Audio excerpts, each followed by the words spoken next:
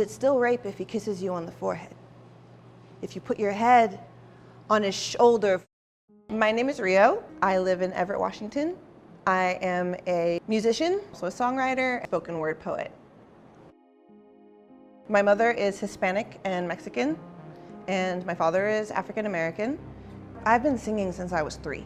It's just one of the first things that I liked doing. I decided that I wanted to make a career out of it probably when I was about 15. I wanted to start a band. My mom said, no, you can't start a band. So I learned how to play the piano. So I was like, fine, I'll be my own band. Growing up with not a lot of money, any career choice had to be something lucrative. I don't know how to have hobbies. If I am doing something, I'm learning how to turn it into a side hustle. I'm learning how to take it somewhere. And I did not become a spoken word artist until I was 25. I started performing spoken word because I was sexually assaulted when I was 25. My upbringing was very much, you don't air your dirty laundry, you don't talk about how you're hurting, whether it was by accident or design, that was the example I grew up with. And so that was something that I was trying to keep in. Also, there's a lot of stigma because we live in a rape culture. Also, I deal with mental illness. And I remember when I finally told someone, I tried to keep it a secret for a long time. When I finally told someone, they said, I don't see you getting through this alone. And that was the thing that kind of got me to talk about it. And then one night, I fell down a YouTube hole and I saw a spoken word poem and I decided to write my own. Is it still rape if he kisses you on the forehead? If you put your head on his shoulder, if whiskey number 1 or was it 2 sweet talks the car keys from your fingertips and whispers, there's no need to go home just yet. Is it still rape if he gives you a back rub? If he puts on a movie? If beer number 4 or was it 5 says it's safe to spend the night when your cell phone dies after all? That's kind of how I came to understand that isolation and silence they're a killer, and there's strength in solidarity, and it's really, really scary to step up and be vulnerable, especially when there's stigma attached to it. If I can do that, it's really scary, but if I can do that, if I can step my foot forward and be vulnerable and be honest, I know that I'm not the only one who's experienced it, and that it's gonna help other people get it out. In order to teach love, which I think is one of the most important things in existence, you have to teach activism, because there is absolutely no way to oppress people and love them, and there's absolutely no way to go along with an oppressive system and love people. Is it still rape if it didn't happen in a stairwell or an alleyway if you know his name? If he kisses you on the forehead?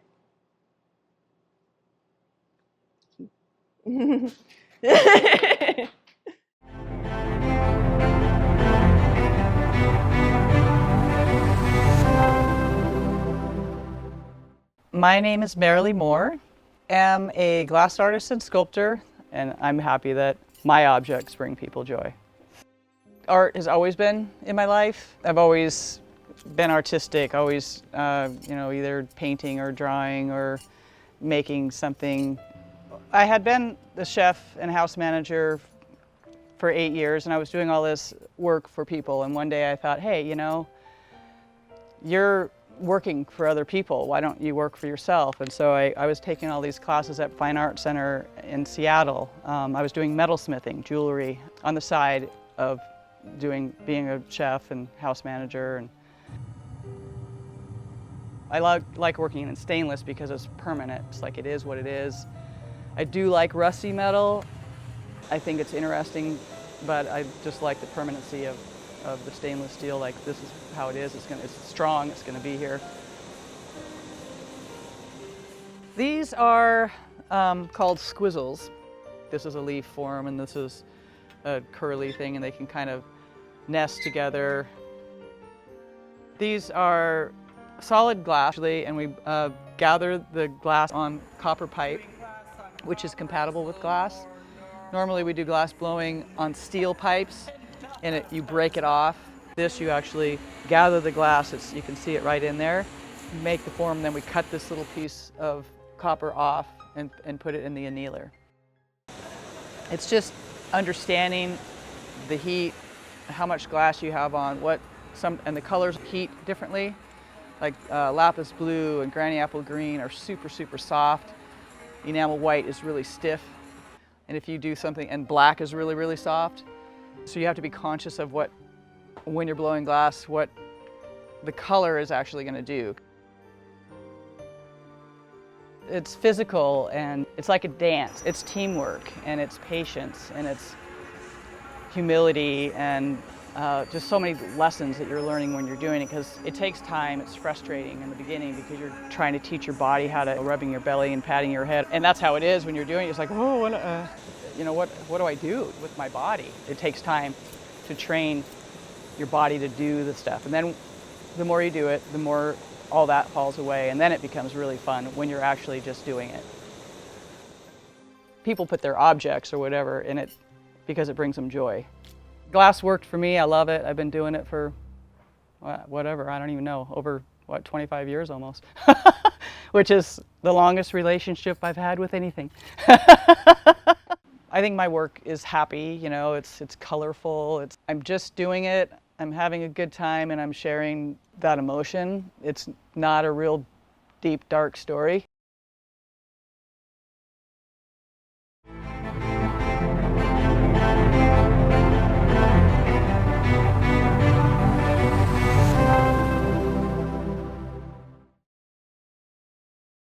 My name's Rue Otto. I'm an artist living at Art Space Everett Loft. I'm a polio survivor from 1948. I moved into the building as a writer, and my wife was the painter. I knew my partner was an artist. She was very prolific, had been an artist for 30 years, but I never felt like I was an artist.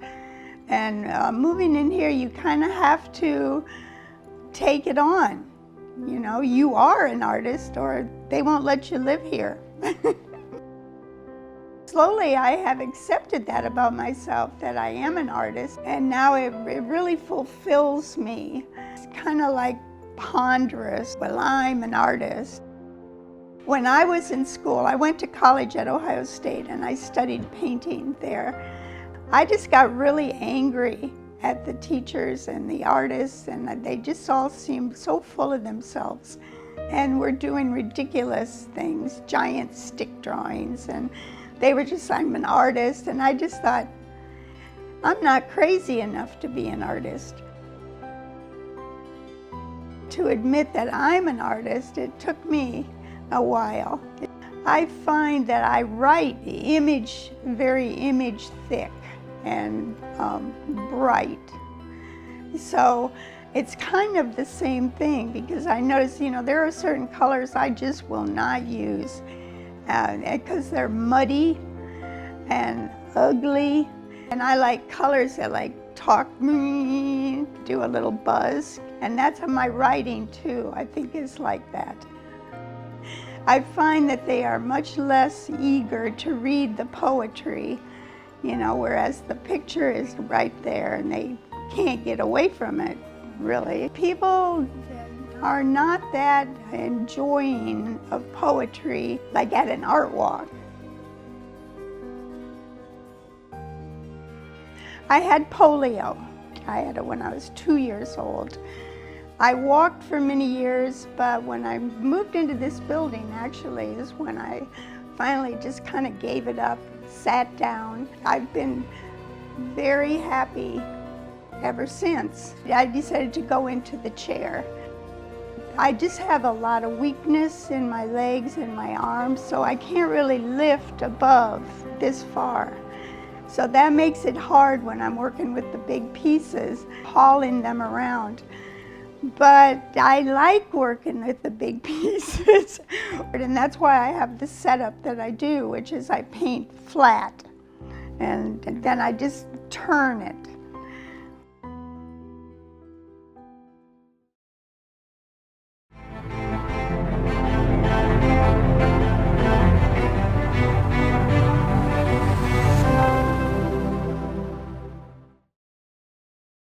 I'm Aaron Alonso. I use he, him pronouns. I am production manager at Village Theater Kid Stage in Everett. I supervise all of our production programs at Kid Stage, which is our youth education program. I discovered theater by accident because it was the one thing I was really good at. In high school, early college, there's a lot of societal pressure to figure out what you want to do for the rest of your life. I found out very quickly how much I loved working in theater. Like when you get bit by the theater bug, you can't leave it. If you introduce, topic or idea, it's good to start young so that way you can cultivate that idea further. And especially with the arts here in the United States, I feel like sometimes the arts gets kind of pushed to the wayside. We have a big push with STEM. It's science, technology, engineering, and math. But there's also the A part of it, which is arts, which changes STEM to STEAM. And I'm a big proponent of STEAM as opposed to STEM. STEM gives us the foundation, but then the A of arts in STEAM gives us the common goal. So like by using science, technology, engineering, and math, you can create arts and culture. The arts gives us the method in which we can then talk about science, technology, engineering, and math. Because at the end of the day, we have something to write about, we have something to talk about, we have something to experience together. By participating in theater and by working in theater, you also cultivate and learn a lot about who you are as an individual, and you learn life skills in that process. Because of course, when it comes to making art, whether it's film, whether it's dance or theater or orchestras or whatever, it's a team effort. You get the opportunity to work with other members who are either professionals or your peers. You get to learn more about your own work ethic and how you like to learn and how you like to operate as an individual. And hopefully by participating in the arts, these young individuals get the opportunity to learn about themselves as well. Whether it's film, television, theater, we are all telling a story in just a variety of ways in different mediums. And that's what we do. Be that small push behind the scenes, that is so fulfilling for me because I want other individuals to have their moment. Everyone is an artist and a storyteller in their own way. And some of us forget. You tell a story when you're designing bridges or building a skyscraper. You're telling a story in that regard. For us, it's very tangible, where it's like you are actively telling a story or making a point that you hope gets across. There's no I in team, and you just hope that you get a lot of people along the ride with you to experience in that journey, and that's really fun.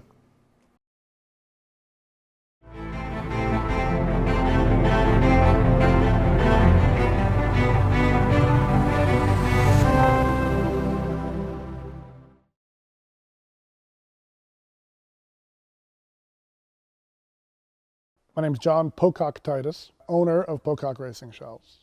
We've referred to this as industrial art from day one. We are making racing shells, get referred to as the long, skinny crew boats that get rowed by athletes all over the world. It's an old sport, and we are the oldest boat maker in the world. First of all, rowing, collegiate rowing, is the oldest intercollegiate sport in the United States. Not football, not basketball, not soccer. Rowing was the oldest sport in college athletics, and that started with the Harvard-Yale race back right after the turn of the century, the previous century. 100 years ago, the boats were all wood, and now they're all carbon fiber and other high-tech, high-end composites. So drastically different materials, yet a lot of the critical dimensions have stayed the same. They're still 57 feet long, they're still roughly 2 feet wide. So they look, to the layperson, they really look the same, but they're drastically different. The wooden boats were heavier, carbon fiber boats are much stiffer. Stiffer boats transmit the athlete's effort and power generated more efficiently to the water, so ultimately produces a faster boat. What am I most proud of these boats? I believe our boats relative to our competitors' boats are actually quite beautiful. The sport in general invokes a lot of beauty. It's quiet, it's peaceful, the serenity of being on the water, all those things meld and can give you an experience that is like none other if you allow it. Because of that though, and a major part of that is the tool that you're using to create this art. And George Pocock called rowing a symphony of motion. It's about the marriage of the wood of the boats with the water and the soul melding together to create a harmonious event. Boats are built for a very specific function, but that doesn't mean that you can forget about some of the things that make it beautiful for everybody else as well. A lot of the rigidity of this boat comes in the washboard design and the angular pieces up here. The carbon fiber in it of itself is quite beautiful and finished with clear coat, and then that can change in different lighting, and it can be quite beautiful. Because I love the fact that the definition of artist is loosely defined, so yes, I can call myself an artist. You have to look at the sport as a whole. I don't think if you walked in the shop like you have today and just looked at the boats, I don't know if they would stand out as being artful.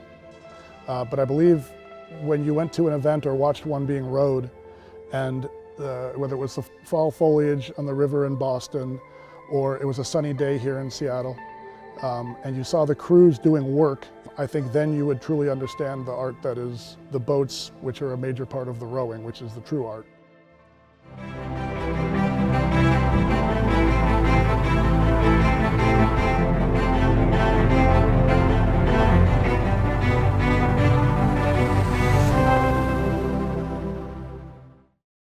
My name's Jason. I'm a musician and entertainer. I'm pretty modest in my thoughts of what art can do. I'm an accordion player, I'm an entertainer, I fix old houses, I build bad boats, I sometimes organize things, and I guess, yeah, I'm an artist. It's just never how I have conceived myself. I think for many years I had a real sense of, purpose, and that I was doing like the best thing that I could be doing with my time and my skills in this world. And I think at some point I started to wonder if that was still true. An artist is a person whose focus in life is striving to express something that's perhaps inexpressible and communicate in some medium something that can't just rationally be expressed.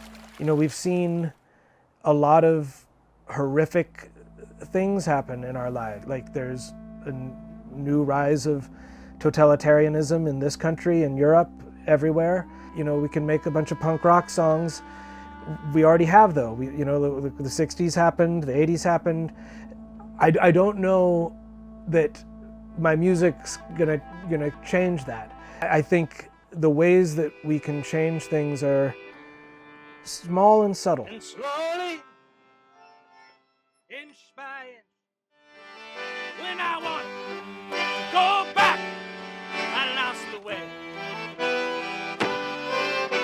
She beckoned me to lie beneath the stove that always wore my name.